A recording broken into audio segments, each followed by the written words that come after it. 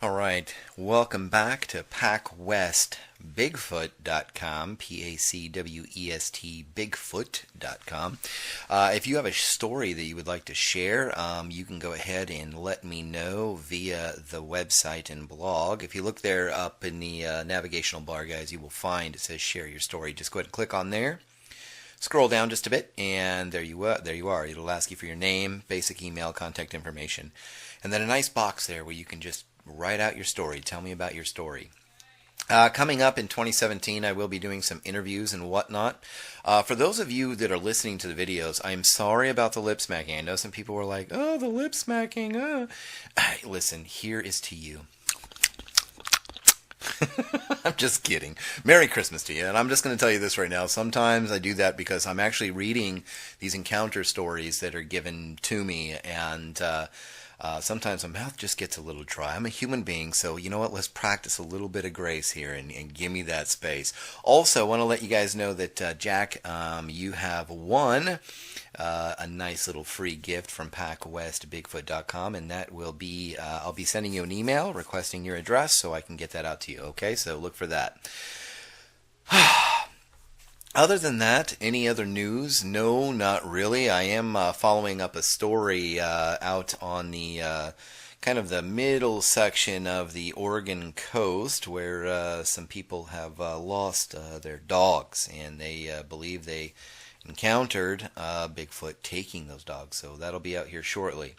Anyways, let's get to this, and let me take a sip of this Sasquatch coffee real quick. Let me wet my lips so I can smack them for you. And let's get going with this week's encounter. This one comes from Neah Bay, Washington, and let's get started. This one's called Trail Runner Gets a Bigfoot Surprise in Neah Bay, Washington. Neah Bay in the state of Washington is a beautiful place. I am a Native American, and my people have been here for a very long time. And over that time, there have been tales of the hairy man told to us. However, until that morning on my trail run, I thought it was only a myth to keep us kids in check. My name is John, and I am part of the Makah Indian Nation. I have a Christian name, and yes, I am a Christian as well. I am also, however, now a believer in some of the tales that are passed down by my people. Why? Well, because one of them thus far has turned out to be true, and that is the tale of the hairy man, or what some have come to believe to be Bigfoot. So, Dave, here's my story. Part 1. My people and the hairy man. You will come to find out that many tribes in the Pacific Northwest interacted with each other, even over a great distance. We also share a lot of great history as well as tales with similar bits and pieces to them. Like the Great Flood or the hairy man. Of course, we had our issues between us as well, but you can learn that in the history books. For now, let's stay on topic. While I am not an expert on all the stories passed down generation to generation, I am very familiar with my own tribal history. And ever since I was a little boy, the hairy man, or Bigfoot, depending on what you decide to call it, has been a part of our history. Now, I may have been, brushed it off as a myth at first, but that is what we do sometimes with stories or tales. We brush them off until one day you are confronted by its truth, as I was that day. There are some stories within a tribe which are just that, stories, made up to entertain or whatever. This one, the Bigfoot stories we heard as children, well, I thought they were made up to keep us kids in line and safe when out in the wilderness. Growing up, we would hunt, fish, and even gather berries and whatnot with the whole family, and friends too, out in the hills and mountains. No, we were not poor. As a matter of fact, my father owned and still owns and operates today a highly successful fishing charter boat business. He owns 5 charter boats, 3 for fishing and 2 are for sightseeing tours. We also moved into the hunting guide tour industry here in the Olympic National Park in the early 2000s. After lots of crazy paperwork and a license fee that would make some blush, we did it, and the hunting guide business has been rather successful. This is the reason for the trail running. I run some of the guided hunting gigs, and staying in shape in what off-season I get is a must. Not to mention, I love to run. But back to the family. We love to hunt and be outdoors, living off the goodies of the land and we were blessed with. Berry picking was a big pastime, almost as big as fishing. That is where the stories come in as a kid. The moral of the stories surrounding the hairy man were simple. Do not invade its space, and do not stay out in its space after dark. That's its time for hunting and gathering, and it's alone. Anyone, especially children, caught out there after dark could or would be taken. That was what was done with the people or children taken was up to the storyteller at the time, I suppose, and there were many theories floated around through the years. Personally, I thought this was one of the more mythically based stories made up to keep kids in check and to keep them safe while traipsing through the woods. Kind of cruel to scare kids like that, but people are people, no matter who they are, where they're from. However, the description and behavior of these creatures were and have been consistent in the stories throughout old tribes in the Pac West. Not to mention, here and there, just about every year, people in the forests of Washington go missing. No joke. That is a fact you can look up, and most of them are never seen again, even here near my home in the Olympic National Park. And what I saw that morning, well, it made me ask a few questions, including, are they really that dangerous? Maybe, probably, not quite sure, but I do know this. They do exist. Part 2, early morning runs. Like I said, I love to go running. Keeps me in shape, plus I like the alone time. There's a little known running trail by the locals here. Of course, the occasional tourist falls upon it, but for the most part, it's a pretty well kept secret here. And yes, because of silly vampire movies in a town minutes down the highway here, we get a lot of visitors. But that is not the only reason. It is beautiful here, and the fishing and hunting are some of the best in the Pacific Northwest. Cape Flattery itself is simply awesome, to tell you the truth, and my little town of Neah Bay is just perfect. And not even this animal can keep me away from here. It just makes me more interested today, actually. I usually start running around 6 a.m. every day, minus Sunday. I get my running clothes on, and the layers will depend on that time of the year. I grab my headset with CSN ready and preset. Then I would head out the door in the wee hours of the day. It takes about 5 minutes to get up to the trail. Fortunately, I live up a hillside just west of downtown in the marina off Cape Loop Road. So it is quick and easy to get there compared to those who live in town. On that particular morning, the morning of the sighting, I was up even earlier on that trail by 5:30 a.m. that day. But let's not jump ahead too far. There was a couple of things that led up to that moment, a moment I would have been more aware of had I taken some of my people's history a little more serious. But you know what they say about hindsight, it's always 20/20. I would say the little things went on for about 2 mornings in a row. These led up to an encounter that changed my idea about what is living in the forest where I grew up. And yes, I still enjoy today. Let me take you through it morning by morning. Part 3, Monday, Screaming in the Woods. I was walking at my usual time that morning. It was a little colder than the morning before. Fall was coming on fast that late September, and the wind off the bay was blowing all night and into the early morning. At first, what I heard I racked up to being a cougar off in the distance, with the wind carrying it along. But I was about 20 minutes into my run, and like I said, I run a trail just up and out of town where the edge of the forest meets civilization. The trail itself dumps out into a little park on the far side of town from me, and I was about halfway there. The whole trail run takes me about 35 to 40 minutes, depending on the weather. Today would be a 40-minute run. It was cold, but it was dry, which was amazing for this part of the world. 20 minutes into my run, I heard something coming from the south, just over a hill. I thought at first, just over the hill, I thought at first. When I run, I only keep one headphone in my left ear. Safety first is important. There is wildlife to worry about from time to time in Washington, and more kinds than you could imagine, too. You should always be able to hear things in your surroundings. It sounded like a high-pitched scream, like a woman having some kind of fit.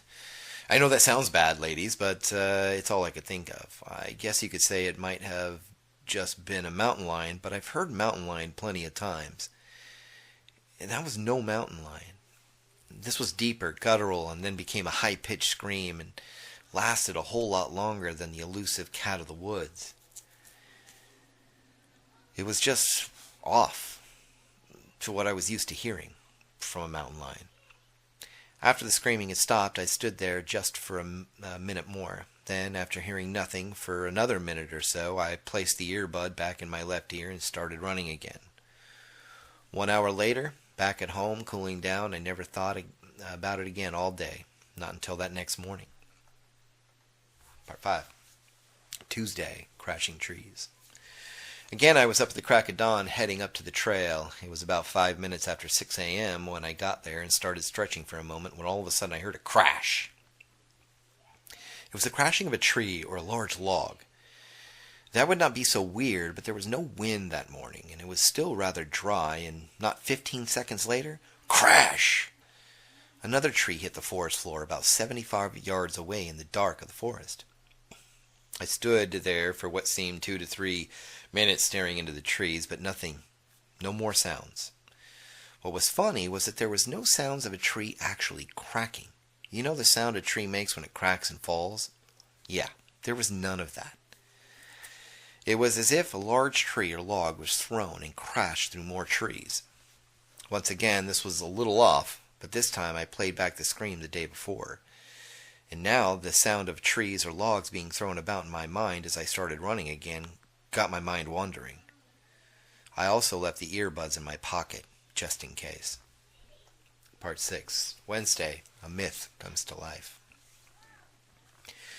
As I stated above, I was up early that morning, reason being that I was going to meet a new friend, who would eventually become my wife, for breakfast that morning. And yes, I told her about the incident that day, and she shared her tale of her mother had nearly 40 years ago. But this is not a romance novel, so here is how it all played out that morning. Oh, and I need to say this and get this off my chest. This thing was scary looking. Just out of this world crazy looking. It still sends chills up my spine today just thinking about it. I wanted to get my trail run in early that morning to get to breakfast on time. It would, of course, turns out as you can tell, to be a pretty important turn in my life that day, and in more ways than one. However, I was not planning on that other turn it would take, and that was the fact of a believed myth to step out of its shroud and into the light of an early morning. The sun was barely peaked. The morning was clear of clouds, a very nice morning actually, but it did make it all the colder. As I started my run, I could see my breath clearly in the cold. I played back in my mind the scream and the crashes, still wondering what could have caused them. Well, I was about to find out. As I came over a small hill from which you can see the lights from the town below, that is when I noticed movement up ahead about 30 yards into the trees. As I stopped, they stopped. As I started walking, they started walking. I was being shadowed. For how long I do not know, and who it could be, I did not know that either. There was no other trails than this one for about another mile or two south of town. As I started to walk faster to get back to a running pace again, I lost sight of the person or whatever it was in the thicket of trees.